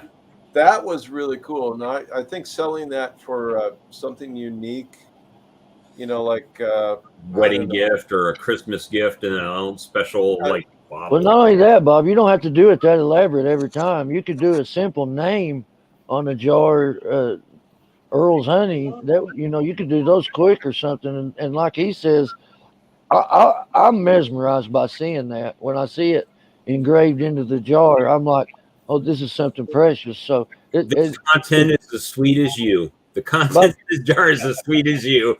Bob, I think that was a hint. He said if you put something just like Earl's Honey on it. Earl's. No, he makes me all kinds of stuff, guys. I'm not asking for anything. You be careful asking Bob for stuff because you'll get it. But Earl, Bob ain't stingy. Right, I got the same amount of wonderment in my brain pan here when I saw that. I thought that looked really, really sharp and unique. There's a chance to do something like. Oh, you know what? I put it in my. I was wondering what I did with it. I put it in my. Mess around, Bob will send you something just like that right there. No. It started crystallizing. This honey did. So not only that, I boast that this is the first one ever done. So, Bob, first one ever done. The first sign ever done. I like that. Now, see, Tim's going to make me feel bad because I saw him just reach back there and grab something. I say, get a fiber, Bob. Get a fiber. Yeah, I didn't coat this, and I didn't have my settings right, but I did the.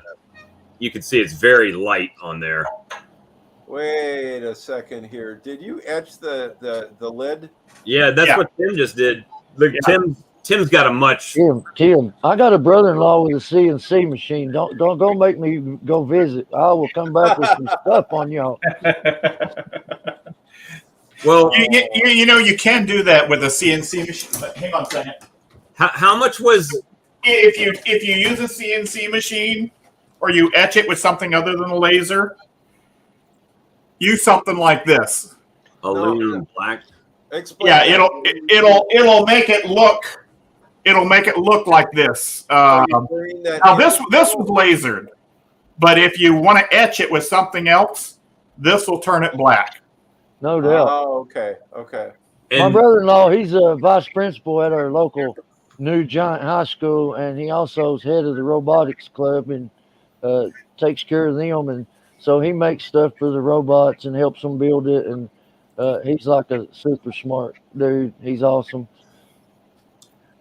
So it ain't really his CNC machine; it's the school's CNC machine. So I'm just saying, it's a really expensive machine. I think he said he could burn a 3/4 inch piece of wood in two.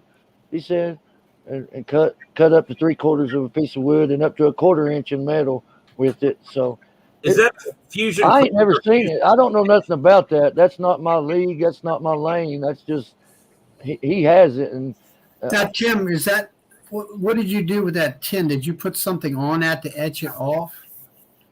No. Was it burn the metal itself? No, it's the same process I use on these here. Which is what do you have to do to get to do? Use Theramark or something? No. Just to use the fiber laser. What it does is the laser, trying to do some layman's term, it burns the impurities in the metal and turns it black. This is as smooth as a baby's bottom. You can't feel anything. Okay. It's completely smooth. All you're doing is burning the impurities in the metal. Is all you're doing. Explain how fiber and laser are working together. That just baffles me. Well, there are different wavelengths. There's CO2. There's fiber. And I got a diode. Yeah, different types. There are different wavelengths. Is what they are. So is yours got a red laser? Yours is red. You can't see the lasers. You can't see. Well, you have laser, which is light, but now what is fiber then? It's a light. It's a light. You just can't see it. It's a frequency that you can't see. But you have to wear the glasses because it will hurt your eyes even though you Fiber can't see optic, it. is that what that means? Yes. Yes. So- But you can't see it. You can't see the light. So when I do this, I have to coat it, right? So I coated this with dry molly, Okay. and that worked good on this. But Yeah, I do something similar on glass, except I actually etch the glass itself. yeah, this, I mean, I can feel it. I mean, Yeah. it's definitely my fingers can feel it, but it's not, I mean, yeah, but I'm not asking how much you paid for your laser, but how much do those lasers start at? You're not going to find this type. You can buy one of these used for probably around 25 grand used. And mine costs $1,200. So there you go. There's the difference. Yeah, that's. I had the first one in the Midwest, United States. I mean, the very first of this model. Like I say, all the sales folks came here when they installed it because they had never installed one before. They had some issues when they did that because it was they had never. I bought the first one basically, so I paid a pretty penny for it. What does this have to do with beekeeping?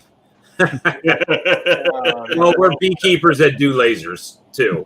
And they laser beekeeping stuff. That's what. I'm trying to figure out how to adjust that. Squirrel. The He's trying to laser the laser is Varroa. part of the marketing side of beekeeping. Yeah, it is. Pretty much. Say, I'm gonna change the subject here, but I'm gonna throw a little bit of trivia out there. And Tim, don't answer this. What does laser stand for, gentlemen? I have no idea. Go ahead, Tim. Light something probably. You're close. I figured low. Don't make me Google it. Tim, go ahead. I'm actually having a brain fart. 15 years in the business and I can't.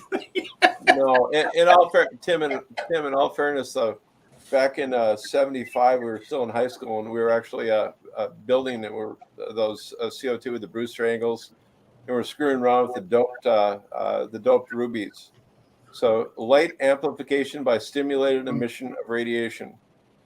Nice. So basically, you're charging Well, I the was hell out of thinking. something with a lot of energy and bouncing it back and forth until it spits out one end and goes into a coherent light, a straight stream.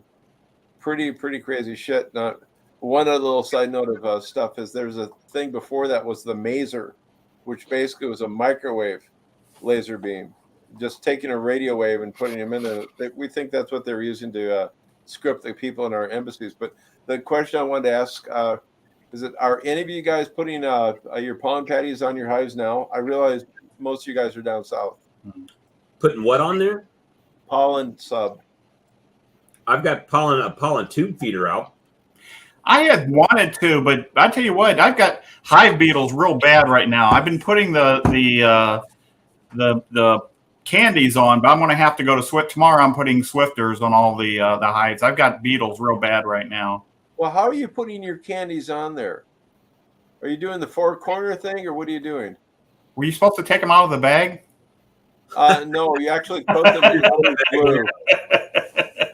Yeah, I'm putting in the four corners on each level. I asked that because I had beetles here 1 year from a package, and they were gone, so I just had to. But the bees eat them so fast. I just can't keep them in the hives. They're going within a day or two. They're gone.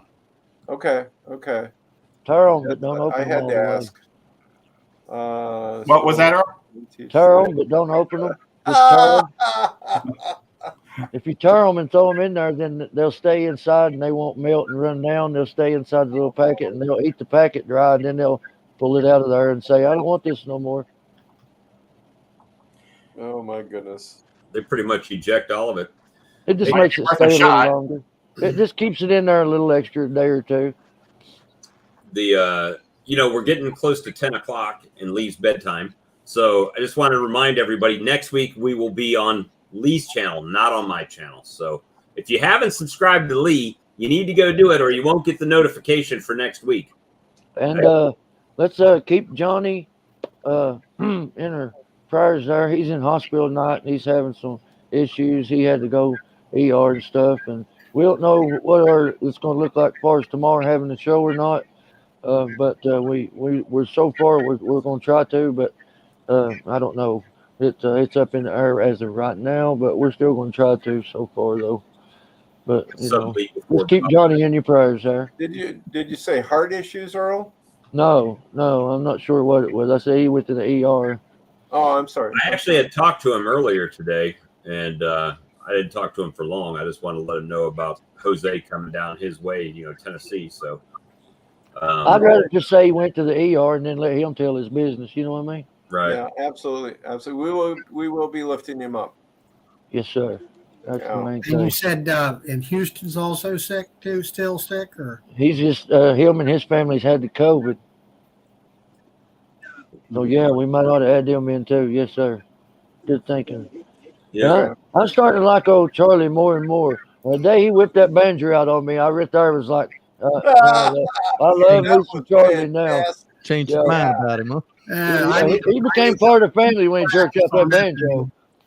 And he knew who Ernie Thacker was, and that was another bonding moment, So Hey, speaking of music, I got a copyright strike from 7 years ago that just popped up. what? From a video I made 7 years ago that that it was stupid. It was a crypto video, and I would play some crypto YouTube videos.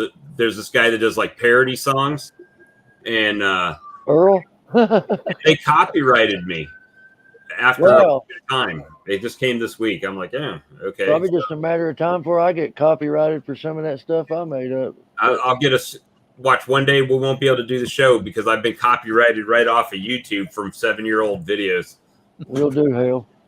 So, I'm going to get out of here. Bob, Lee, I'll be in St. Pete, Florida next week for a week or so. So I'll be you flying or driving? Flying. Okay.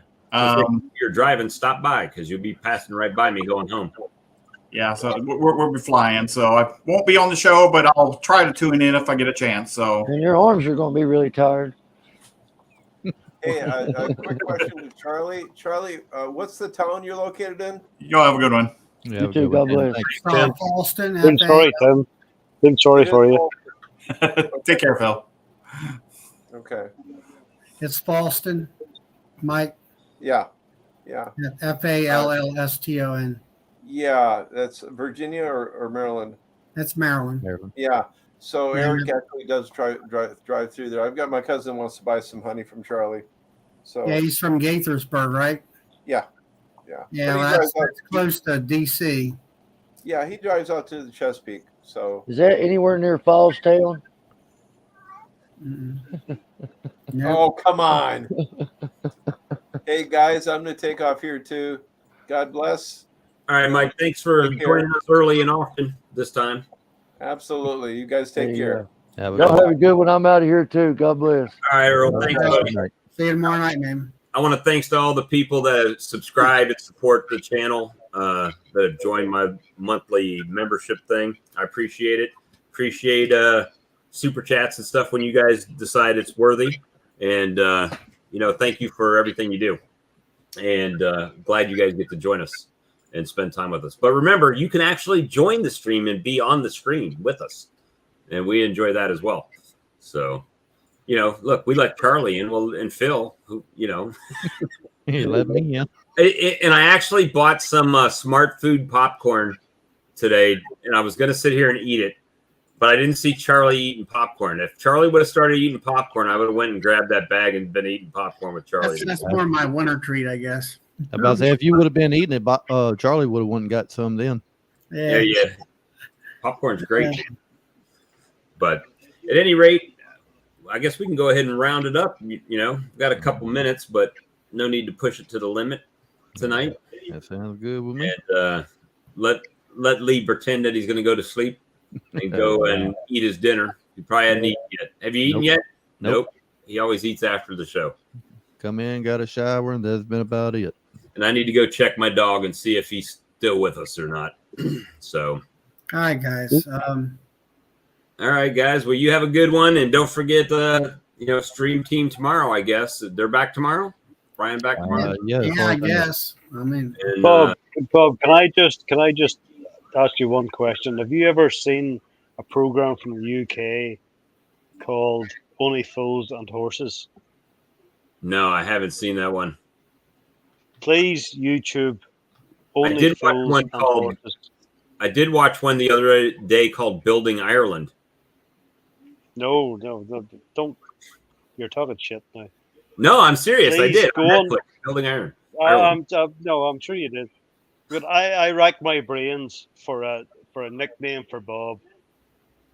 Can't find. I try and I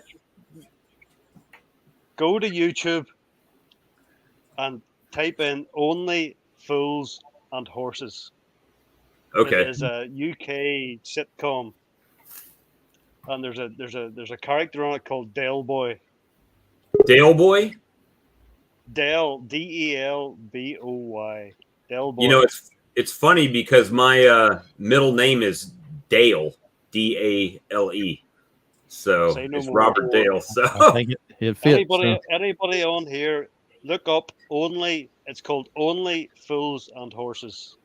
Only Fools. It is probably the funniest sitcom in the UK ever made. And there's Really? a lead character called Dale Boy. And Bob, my wife likes that. I'm concerned, Mrs. Brown. No, don't. This is Brown. No. As far as I'm concerned, you're my Dale Boy. All right, I'll check it out. Hopefully, it's not offensive. Check out everybody on here. Check out Only Fools and Horses. Only Fools and Horses. All right, we'll check Del it out. Boy Bob. Del Boy Bob. All right. It looked like hell saying stream team may be off tomorrow because Brian's still on vacation. Maybe they are. I'm not sure. He might do a remote appearance. Brian's stuck in that hell Caribbean. Yeah, I know. Terrible stuff. You never know. He may do a remote. I'm gonna have to start a GoFundMe to go to Ireland to visit Phil. I need 400,000 to go to Ireland. You've always a tent here to live in, Bob. Don't worry. As long as the tent is near the hot tub, I'm good. Well, yeah, the tent will be near the hot tub. Yes. Frank. Everybody, look up. Yeah, I was just trying to get on and say hi just to see if the mic worked. Oh yeah, it's working. All right. We were just getting ready to hop out, man. Yeah, I know. That's what I was hoping I wasn't going to be on live. That's all. I know you give your back. Yeah, it's working. You're working fine. Yep, sounds good. Thanks. So only Fools and Horses. Only Fools and Horses. All right. Please, everybody on here, look up Only Fools and Horses. It is a scream. Del Boy Bob. Del Boy Bob. Okay, so that's going to be my new nickname, Del Boy Bob. And then we'll continue. Anyway, yeah. We're going to have the BBC start paying us. We'll go with the usual Chainsaw Charlie and Barry White in the other corner. Barry White, Freddie White.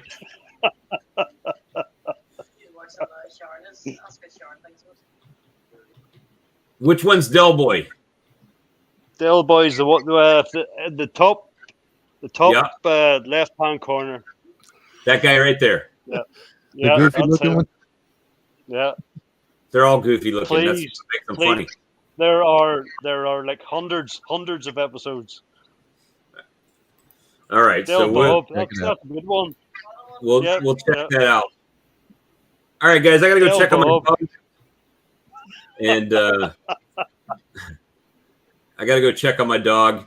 I appreciate you guys. Thank you so much for spending your evening with us, and we'll see you next time. Y'all have a good All right, evening. guys. See Later, y'all. guys. Later. Yeah. Yeah, Bob.